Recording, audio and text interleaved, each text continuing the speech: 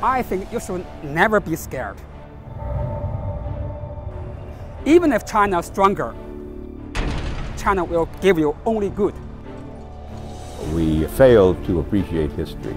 We fail to think. And it's cost us fiercely in that today the United States is in deep decline. The problem with GM is not caused by Toyota or Hyundai Kia. The problem with General Motors is being caused by what? General Motors and the UAW. We're not very competitive. We've been spending too much money on making ultimately worthless stuff. You are making weapons, you are making tanks to kill people, okay? China is actually making cups, kettles. 所以这是最近这10几年以来形成新的经济危机的根本原因，这和过去的那个经济危机完全不一样。现在经济危机了，大家都掉到工作了，这个时候大家开始注意这个问题了。Different. China is a very promising country. I'm sure in 20 years we'll catch up with USA.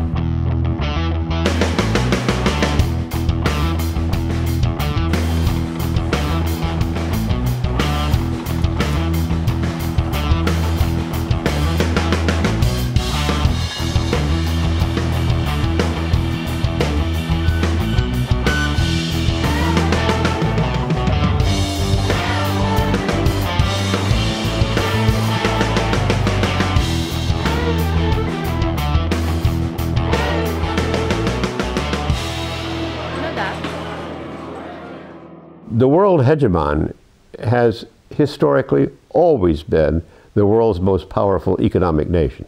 The United States hasn't been the most powerful economic nation for a long time now.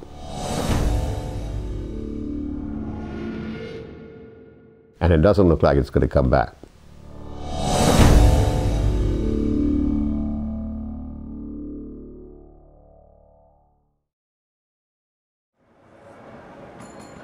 The decline of the United States as the world hegemon is a necessary condition in order for China to take over that role.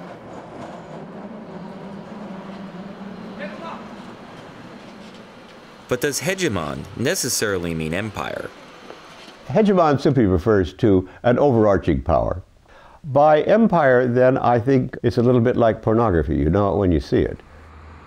As China unleashes its tremendous talents, as well as the power of its size and productivity, it certainly is assuming a hegemonic position, but I don't think China quite qualifies as an empire right now. But historically, when countries have become hegemons, they eventually become empires. Rome,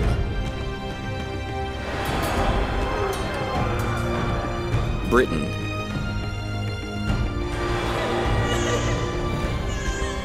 Germany,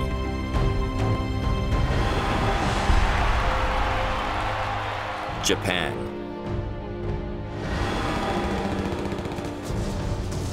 Russia,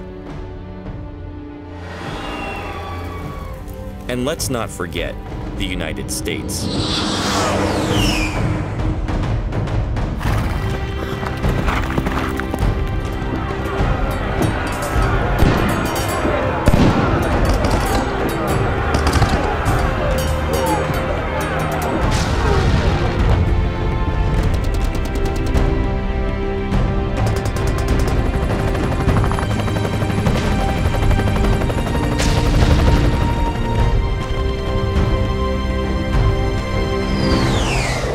The Americans don't realize we have probably a good 1,000 overseas military bases. China doesn't yet have this military capability. But what happens when it becomes the world's #1 economy? Will hegemony lead it to become the world's next empire? Or does it provide a much-needed balance to American militarism? Should we be afraid?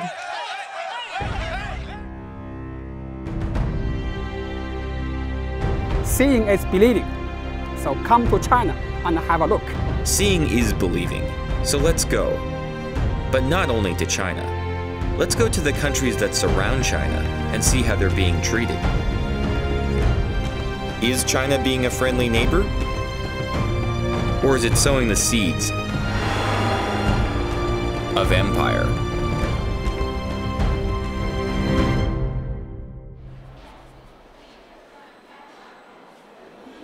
China already uses its neighbors to play big country politics.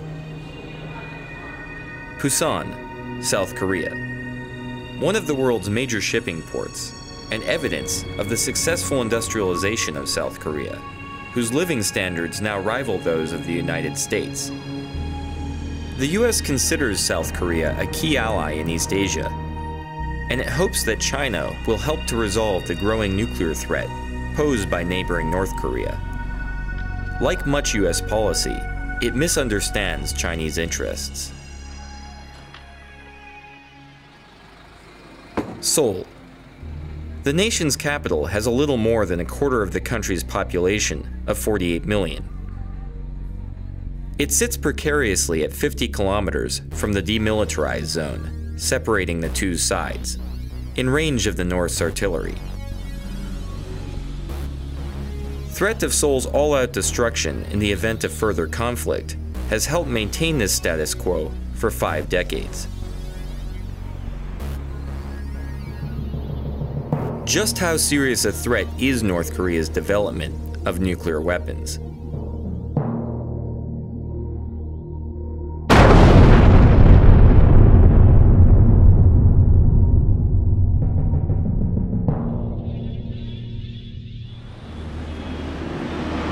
In order for a country to become a full-fledged nuclear weapons state, the country should satisfy 4 conditions. The first condition is the possession of nuclear warhead. Yes, North Korea has acquired nuclear warhead. Second, it should have delivery capability. North Korea has a delivery capability. It has intermediate range ballistic missile, Nodong 1 and Nodong 2. It has a short range missiles such as Scud B and C. Third, nuclear testing. But there is a debate on whether it was successful or not. And finally, in order to mount that warhead on the short and medium range missiles, North Korea should possess miniaturization technology. But we believe that North Korea is short of acquiring that miniaturization technology.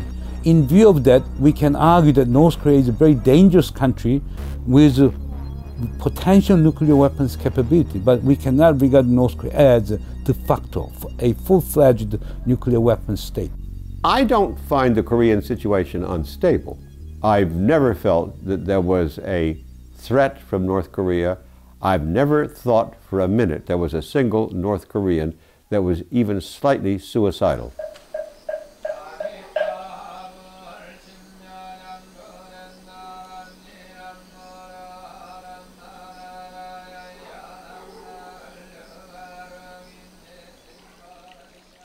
Suicidal or not, a nuclear North shifts the balance of power in Asia.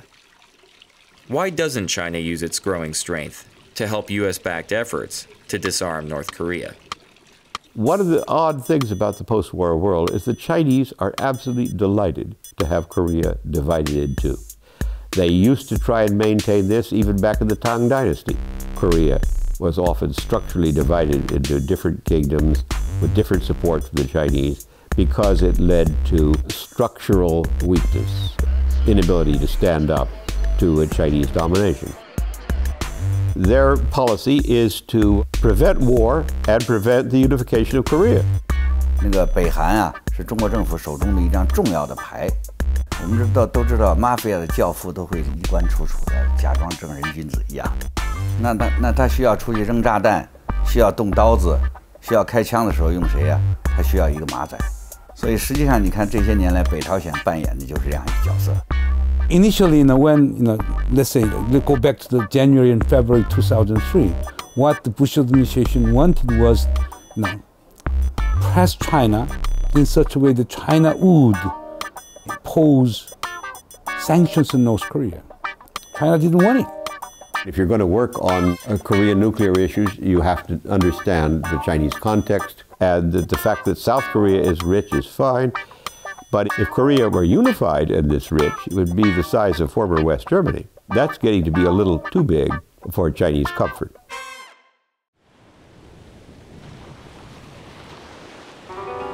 If Korea is a traditional tributary state that China manages through division, then how will it deal with Korea's bigger and wealthier neighbor, Japan, whose rivalries with China have spanned centuries? The answer depends not only on the intentions of the Chinese government, but also on the attitudes of the Chinese people. Like Korea, Japan has traditionally been a part of the Chinese cultural area. But it has also been fiercely rebellious. After Japan became the first Asian nation to industrialize, it used its newfound strength to create a modern empire and subjugate its Asian neighbors.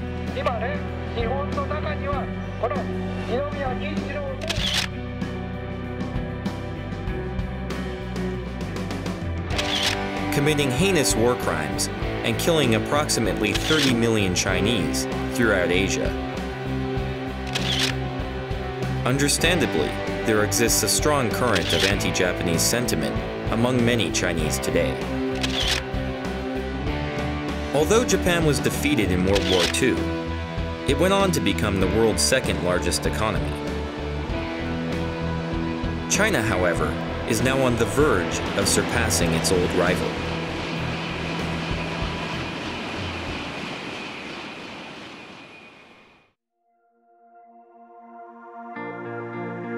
To many, both inside China and out, the 2008 Beijing Olympics were a symbol of China's rebirth as Asia's preeminent power. As part of the Beijing Olympic torch relay, the Chinese decided to bring the torch to Nagano, Japan, home of the 1998 Japanese Olympics, perhaps as a message to the world that the Middle Kingdom was about to eclipse the land of the rising sun. Along with this message came a tremendous display of nationalism in the form of thousands of young Chinese. Many received encouragement and even financial support for their travels to Nagano from various Chinese consulates throughout Japan.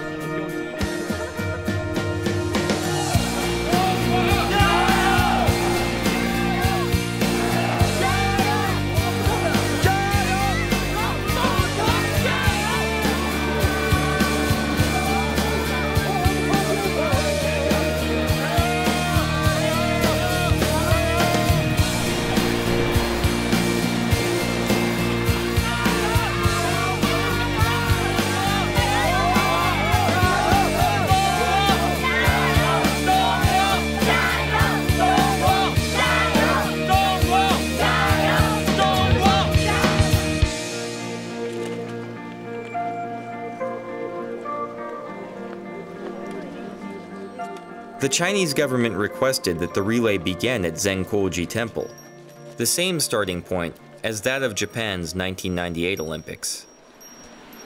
Actually, the Olympic Games is a very good opportunity for China.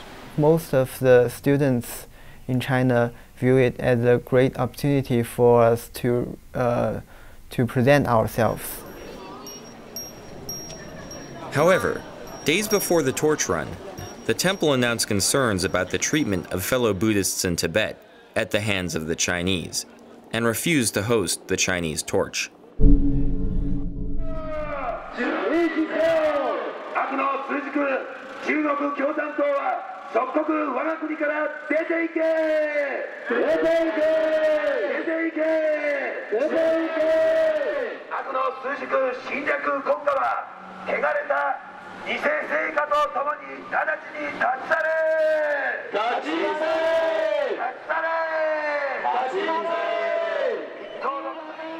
The event attracted a large number of loosely associated protesters who took the torch relay as an opportunity to voice grievances against China.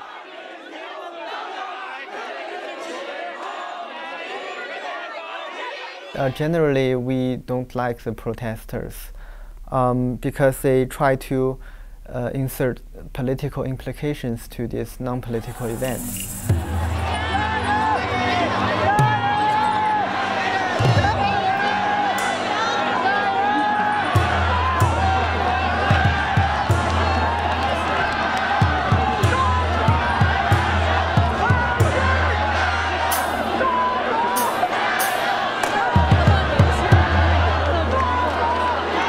Beyond being a window on Chinese nationalism, the Nagano torch relay provided a glimpse into the situation of some of China's various ethnic minorities, and begged the question, is China really the unified multi-ethnic nation that it portrays?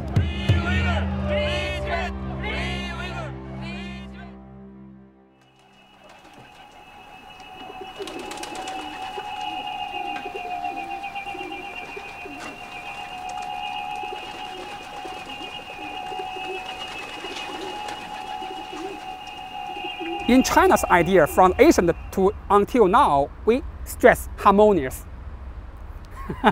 Harmonious. You know Confucius? Kongzi, Confucius? Yeah. From his period, 2,000 years ago, he teaches us, be friendly.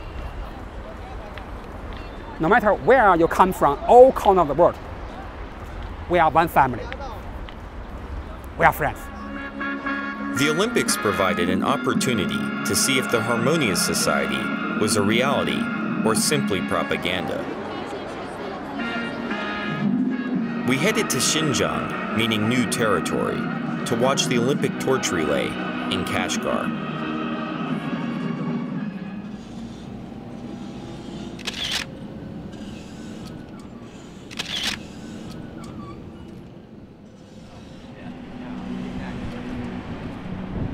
Inside Kashgar city, preparations for the torch relay were underway. In a show of ethnic solidarity for the Olympics, the authorities were preparing a large group of minority children, mostly Uyghurs, to come out and show support for the torch on the day of the run.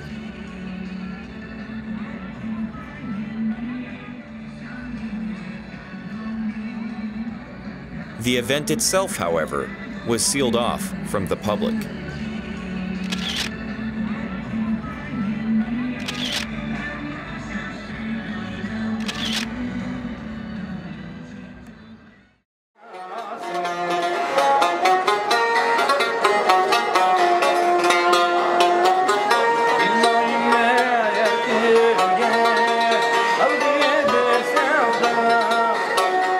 We were struck by just how different Xinjiang was from eastern China.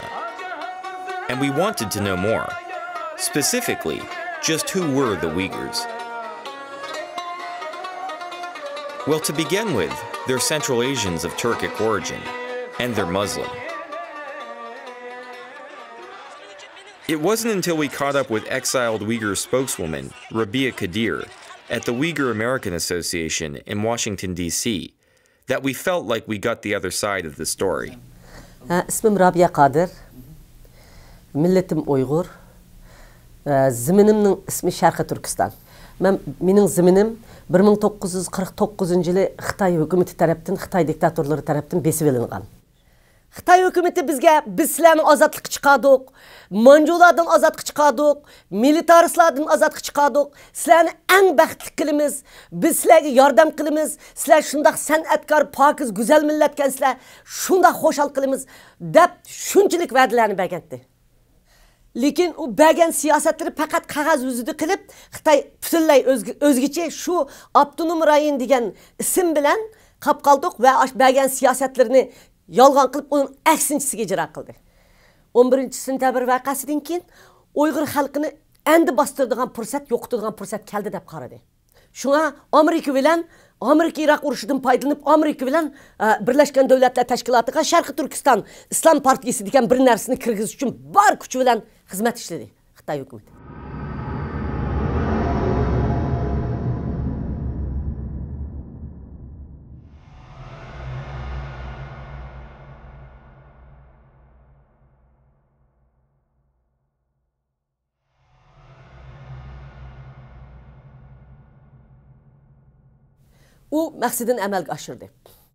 这个责任在布什政府，中国政府从来都有这样的企图，但是一般来说，西方国家是不会跟他在这方面合作。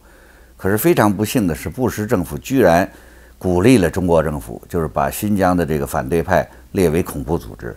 我想这是非常不公平的。Biz faqat mushlarning yordamiga erishyapmiz. Lekin Xitoy bizni bularga terrorist ko'rsatyapti. Ularga bizni g'arbparast ko'rsatyapti.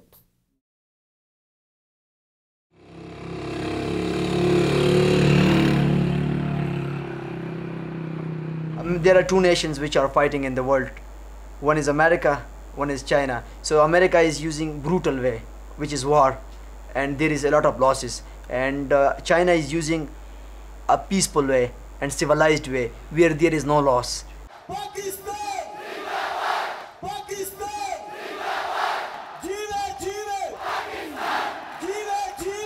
They don't interfere, okay, in other country. It is not like America. It is not like America who interfere in the entire world.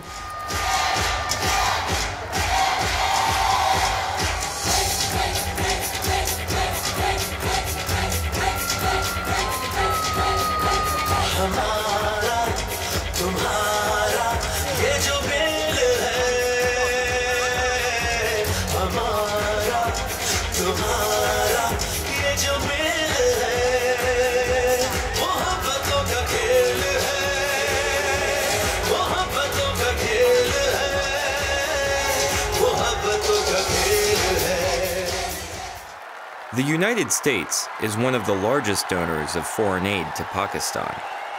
But most of this money is spent on American-made arms and weapon systems.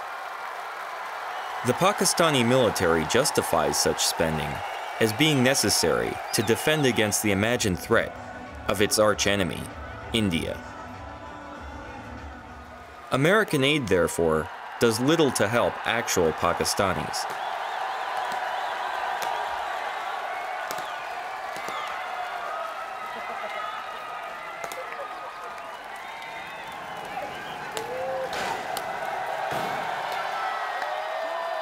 Fortunately for the Pakistanis, there are other nations that have undertaken development projects that have contributed greatly to the infrastructure and quality of life in Pakistan. China has been our friend for the last 50 years. If Pakistan had any problem in the past, China came and it solved the problem of Pakistan. The Karakoram Highway is the highest international roadway in the world. It runs over 800 miles from Kashgar in western China to Islamabad, Pakistan.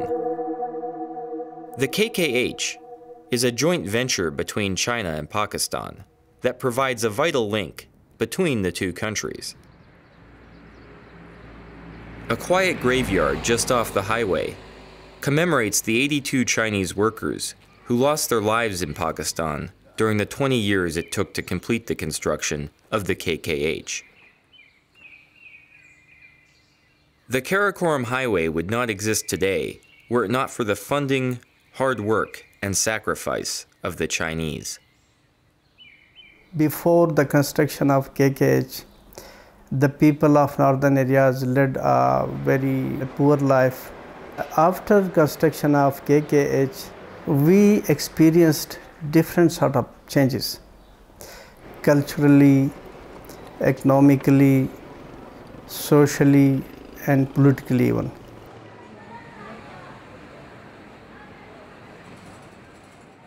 Our northern areas, there is no industry, only jobs, little jobs, and small homemade things.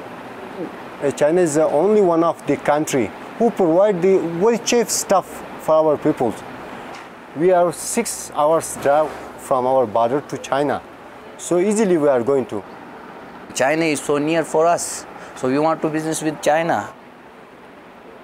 In addition to inexpensive consumer goods, Chinese technology is also brought to Pakistan through the Karakoram. The Chinese technology is very cheap, so the local authorities and Pakistani government accept their bids and they allow them to establish their projects.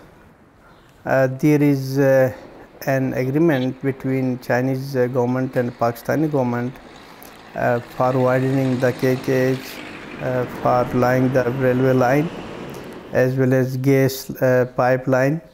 So the local population is very happy. They will benefit it.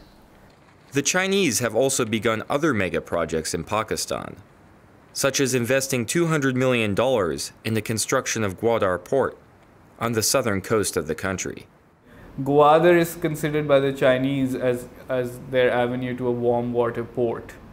A port which is strategically close to where oil supplies go through, a port which gives them access to the Indian Ocean and the Arabian Sea, a port that they can use as a trade corridor. So there's the whole idea of linking Gwadar through Balochistan, onwards up through northern Pakistan, through the Karakoram Highway, going on through Xinjiang and onwards into Central Asia.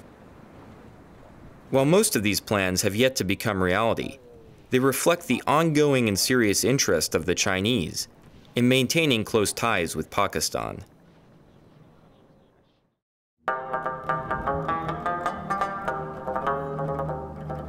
China's reputation as a friendly neighbor does not stop at Pakistan's border. It has successfully been outcompeting the US for the favor of Afghanistan itself.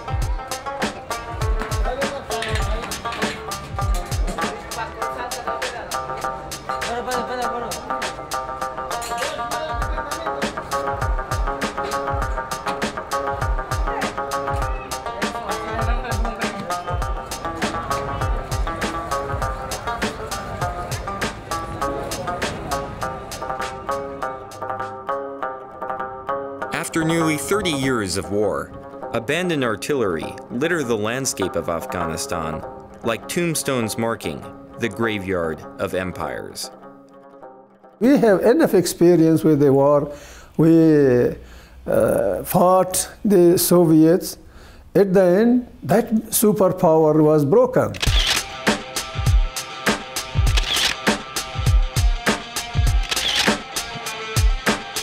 Despite billions being spent on so-called aid and development, the country has become increasingly dependent on opium production, with many blaming corruption and even NATO forces for the country's inability to move forward.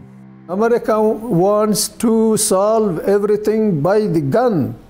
Gun does not bring solution. Gun increases the problems. Like in Pakistan, the Chinese have stepped in to fill the developmental void left by the United States.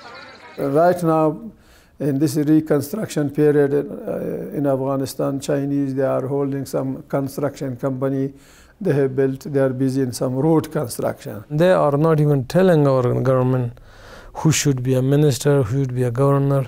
All they are saying that they want to see a developed and prosperous Afghanistan.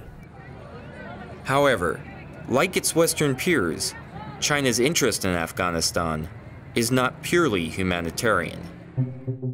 Rich in mineral resources, Afghanistan remains an undeveloped source of raw materials in a world in which they are increasingly scarce.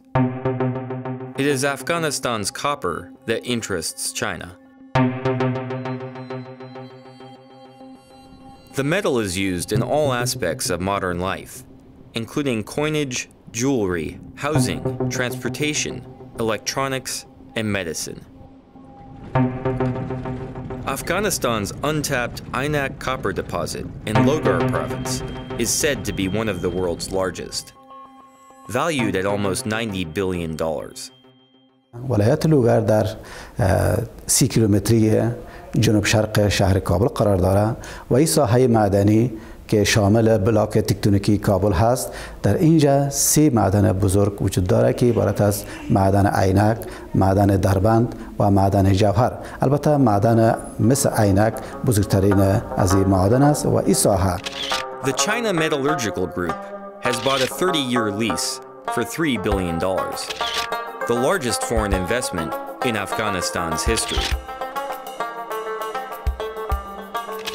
The royalties alone will cover almost half of the Afghan government's annual budget.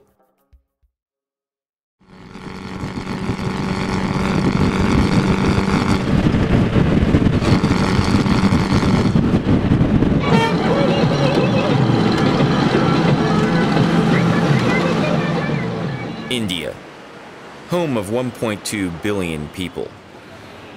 In 20 years, it will have a bigger population than China. Its economy continues to grow year after year, and it's the world's largest democracy. Could India provide a cultural and strategic counterbalance to China? one of the main balancing forces in the emerging world of Asia, South and East Asia, is going to be India and China. That neither is going to feel comfortable with one achieving a position of superiority, least of all any claims to hegemony.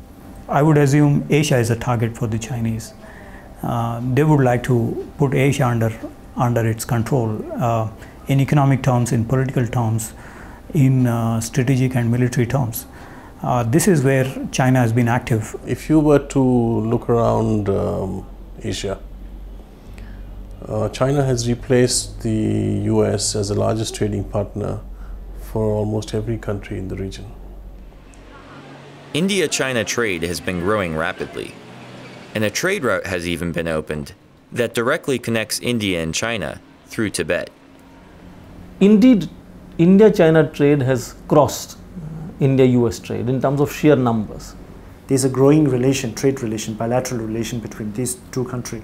I think that gives Chinese a certain power, which people will look over their shoulder twice before they do or say something that gets Beijing upset. Chinese have committed a lot of atrocities, and they've been allowed to get away with it because they've been isolated for so long. There's a period where no one knows what went on in China, and now that they've opened up, they're still sort of acting with impunity. Because of the economic incentive, countries aren't willing to speak out. Trade has lately become very China-driven. India is always very careful about the Tibet issue, and also with its with its relation with China. I think it's a tightrope that New Delhi has to walk between its increasingly closer relations with Beijing and also keeping Tibetan refugees population satisfied as much as we can.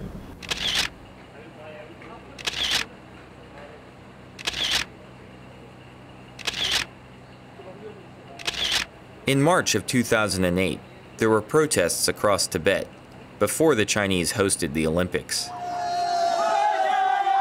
Many Tibetans in India decided to show their support by marching towards Tibet.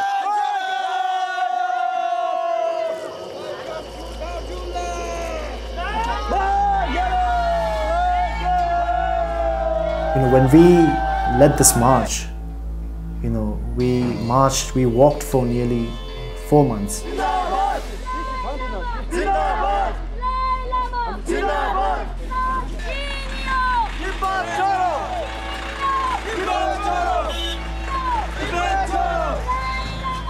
Indian central government, they have sent us an order saying that you can't move out of this district, Kashgar district. India will not allow Indian territory to be used by any Tibetan protesters to undertake any political activities. At Beijing's request, Delhi had its own police enforce the wishes of the Chinese government by cracking down on the protesters.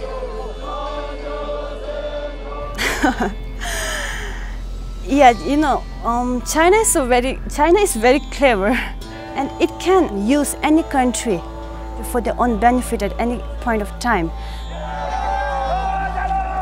So when we were reaching the district border, very early morning, the police stopped us. So from our side, because we were trained, what we did was we sat down on the road in the middle of the road, and we started praying. And some people were crying. We all got locked ourselves. We started praying, and that made impossible for them to get angry. And they have their own responsibility. They have their duty to perform. They have to arrest us.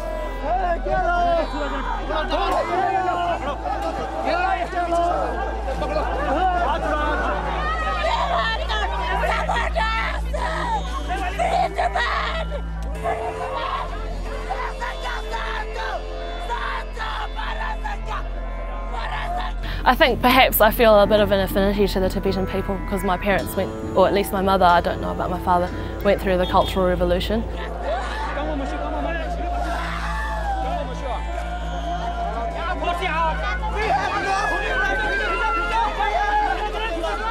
It's just weighing on me a little bit because everyone thinks I'm Tibetan when I'm here, which is lovely because I've really grown to love the Tibetan people. But before I came here, I was warned by a lot of local Indian people and also tourists that had been here. When I told them that I was Chinese, they were really surprised.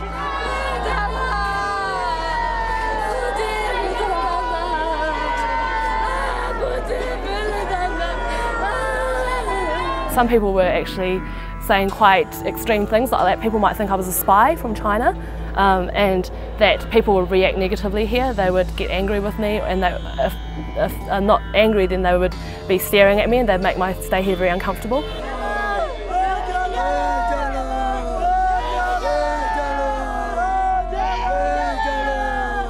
I had to decide whether I was going to tell people here that I was Chinese, and unfortunately I decided not to.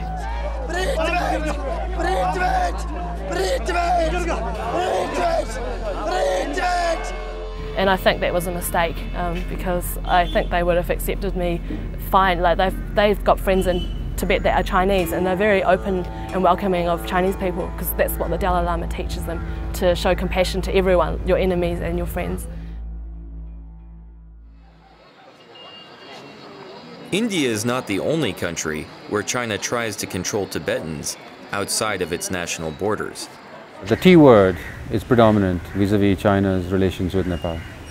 I think what the Tibetans are doing here, what the Americans are doing here vis-à-vis Tibet is of utmost concern to the Chinese. It's pretty clear that the Tibetan protests, the Chinese don't like it. They're extremely sensitive to this, and that sensitivity is very easily brought to bear on the Nepal government. For 10 years, a bloody civil war raged across Nepal as Maoist rebels took up arms against the king, and the Maoists gained popular support. After the king was forced out of power in 2008, the Maoists were elected to run the new government. The party's name is a clear tribute to China's Chairman Mao. 实际上，他们不但是从意识形态上是毛泽东的那派别，而且他们一直在那个财政上和武器装备上都得到中国政府支持。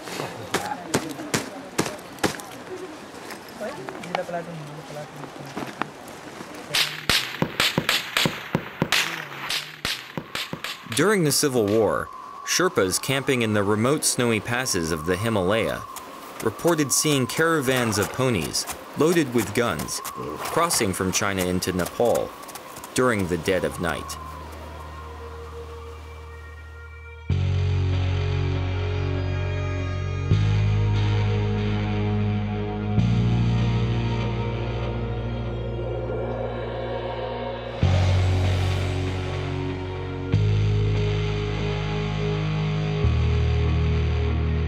Maoists stormed the offices of the Nepali Times and physically assaulted Kunda Dixit and his staff in an attempt to silence the press. China was able to benefit from the Maoists' willingness to destroy the freedoms of expression in Nepal. In response to pressure from China, Nepal agreed to ban all anti-China activity on its soil.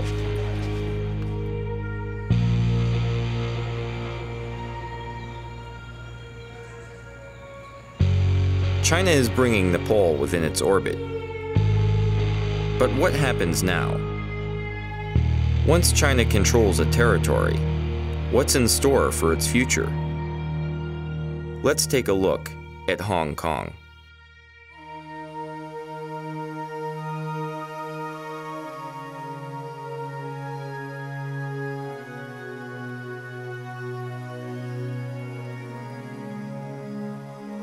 Hong Kong is one of the world's most developed cities.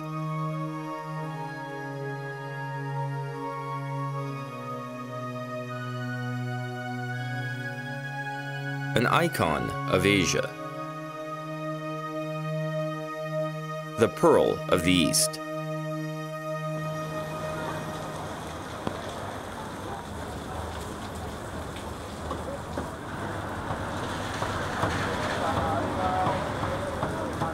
Hong Kong has also long been at the center of imperial disputes. It was taken by the British Empire from the Qing dynasty after the First Opium War. 过去英国的统治能在那儿存在好几十年，是因为中国经济上的需要。因为当时西方的很多工业设备和那个先进的技术是禁止卖给共产党国家，那么香港成为中国转手购买西方技术和西方的产品的一个重要的那个基地，这是保留香港的最重要的那个原因。After reunification, the Chinese promised to preserve Hong Kong's highly successful laissez-faire economy and its political autonomy, rule of law, and Western-style civil liberties, under a paradigm that would be dubbed one country, two systems. If you bump into one Hong Kongese on the street or ask some kind of human rights activists in Hong Kong, what's the most sensitive test of a one country, two system is Falun Gong issue. The Falun Gong is a modern Chinese spiritual practice that was founded in China in 1992. Our main principles are three words: truthfulness, compassion, tolerance. And we believe that's the principle that the entire universe operates under. Its explosive popularity scared the Chinese Communist Party. On the 20th of July, 1999, it was banned, and a brutal campaign of persecution began in the mainland.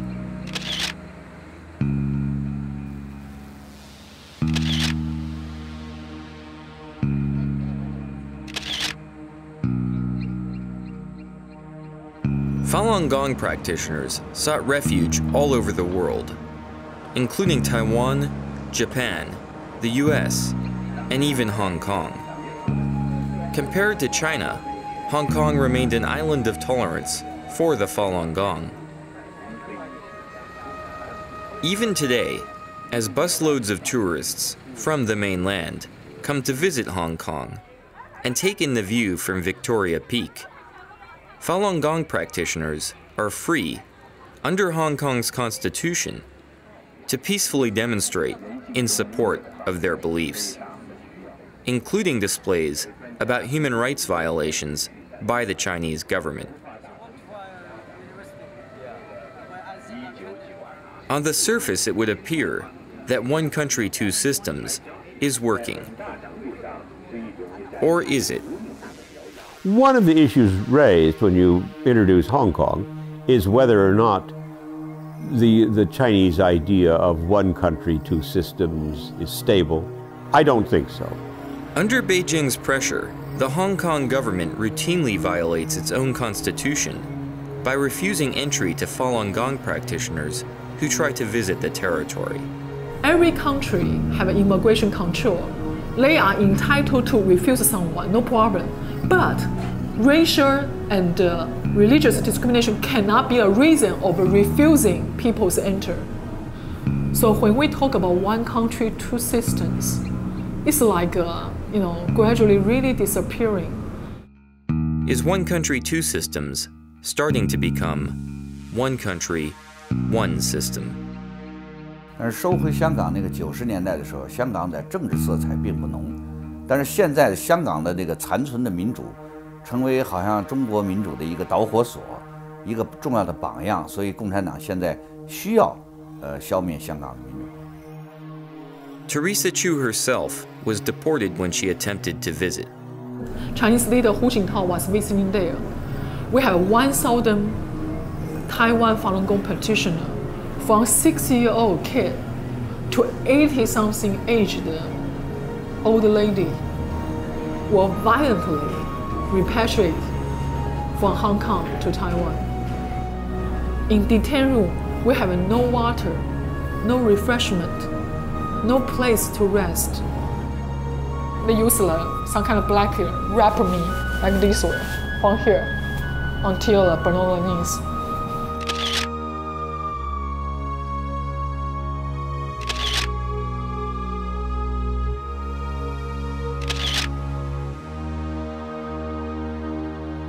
So you can see how hostile they are. It's not like a free society. It's not like a Pearl of the East. Why? Because the black hand, the invisible hand behind Hong Kong's government, the Chinese regime. 当中国进行经济改革，西方对中国开放那个出售技术和产品的时候啊，香港存在的意义就不大了，所以中国要收回香港。我想香港的民主可能在未来10年中会逐渐消失。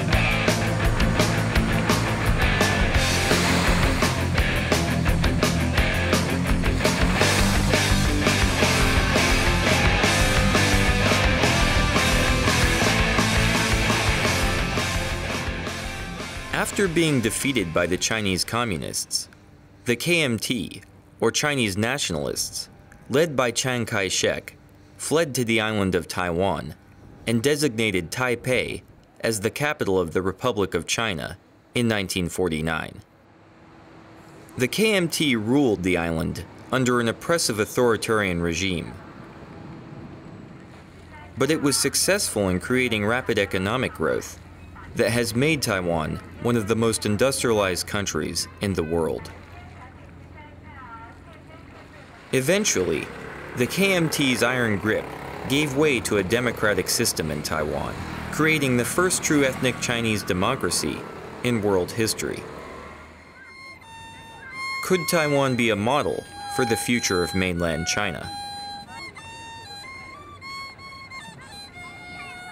If democracy exists and is established, is strengthened in this region, I believe it will not just benefit the people in Taiwan, but also benefit surrounding countries, especially China. The youngsters on the mainland, they're gradually changing their worldview. They're not that inward-looking anymore. They can see by themselves what's going on in Taiwan, especially in Taiwan's democratic developments. 它是一个和中国大陆的人一样讲同样语言的、同样的种族的这么一个国家。那么它的民主化对于中国老百姓来说是个非常大的刺激。In the long run, we can change the very nature of the Chinese communism, and hoping that someday that mainland China can be converted into a free and a democratic society. We believe that China is moving to a right direction that develops the economy and improves the quality of life of everyone, and at the same time promote the democracy and equality.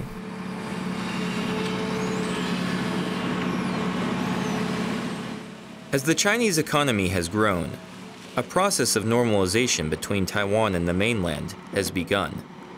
I hope that the mainland and Taiwan could come together to work out a better system and also be more connected. Investment, trade, and political exchange have grown at a rapid pace. This is a very critical moment for us to develop a healthy and better relations with Chinese mainland. But is this ultimately good for Taiwan? Or does economic integration with China pose a threat to Taiwanese democracy?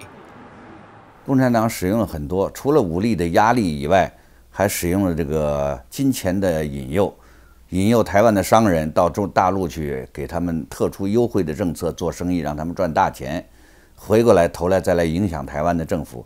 我想这种形式呢，对台湾的民主政权是个巨大的考验。怎样保持自己的民主政权不被共产党吃掉？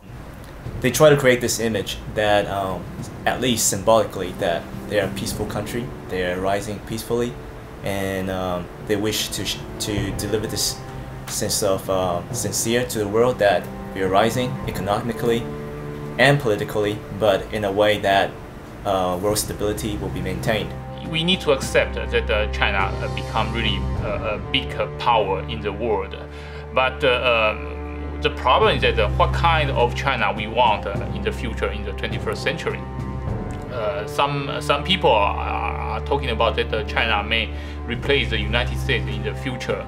But if this China is an authoritarian China, I don't think it's really a very good thing for the world, for the humanity. Being a big country, being a big, strong country, United States of America should mount pressure on the Chinese government. If the West really wanted to speak up, it would, but it chooses not to because our products come from China. We rely on China's economy. We never ask ourselves, what do we do, however, if they get really so rich that they're richer than we are, and that we are making ourselves utterly dependent upon them. The world is relying on China a lot at the moment, and it's too afraid to really speak up for Tibet or for any of the other issues.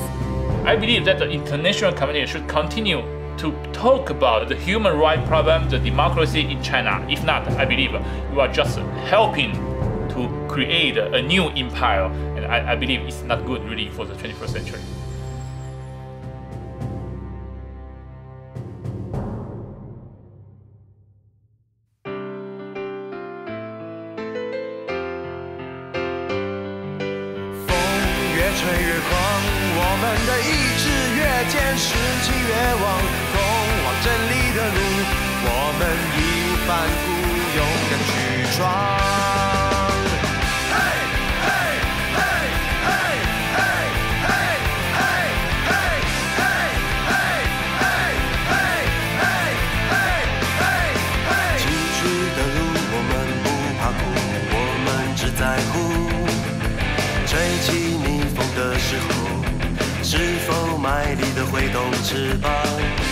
黑暗之中支付着力量，浑身是伤，咬牙坚强，也要捍卫着希望。只要相信，就有胆量，团结一致，绝不退让，肩并肩，倔强的大声唱。风越吹越狂，我们的意志越坚士气越旺，通往正义的路。我们义无反顾，勇敢去闯。风越吹越狂，我们的步伐更向前跨，意志更坚，士气更旺，逆境中停止诽谤。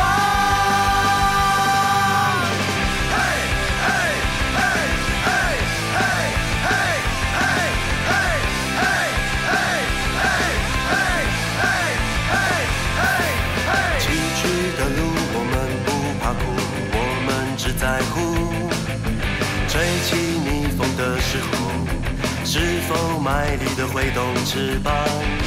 黑暗之中支付着力量，浑身是伤，咬牙坚强，也要捍卫着希望。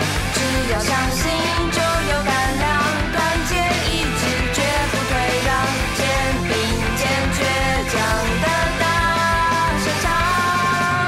风越吹越狂，我们的意志越坚，士气越旺，通往胜利的路。我们义无反顾，勇敢去闯。风越吹越狂，我们的步伐更向前跨，意志更坚，士气更旺，逆境中停止诽谤。风越吹越狂，我们的意志越坚，士气越旺，通往胜利的路。我们义无反顾，勇敢去闯。风越吹越狂，我们的步伐更向前跨，意志更坚。